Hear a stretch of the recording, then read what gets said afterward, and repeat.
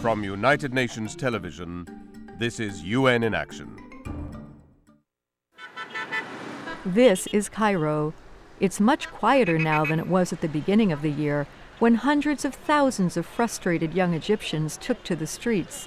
It was a revolution that toppled the government, and now, after the recent referendum, the way is clear for elections later in the year. But Egypt's underlying problems remain. 90% of jobless Egyptians are under 30 years of age. Dina El Mafdi, executive director of the Injaz Training Center, is concerned.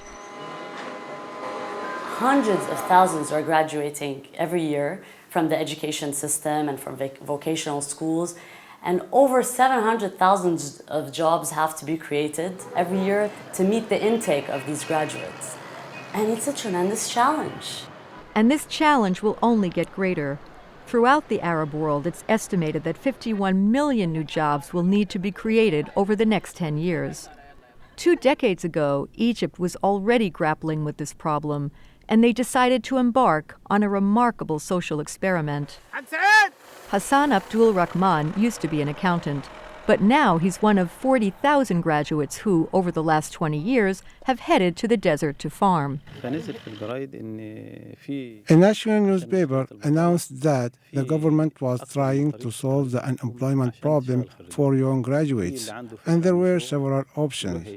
One was to buy some cheap farmland that you repaid over 30 years. Like Hassan, most of the graduates knew nothing about farming. IFAD, the UN's International Fund for Agricultural Development, is helping to train them. Abdel Hamid Abdouli of IFAD explains. We found graduates were more receptive to new ideas. With some training, we were able to introduce new varieties suitable for export. All of these things generated economic growth in the desert communities.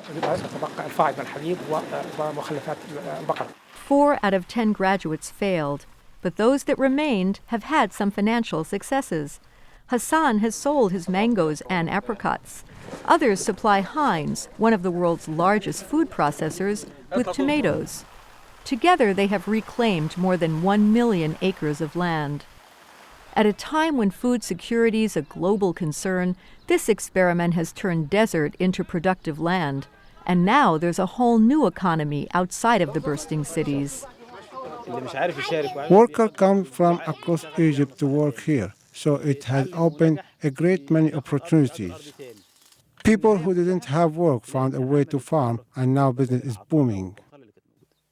It is unclear how this experiment will continue under the new leadership. But what is certain is that governments in the region will have to come up with creative solutions to employ their young population in the years to come.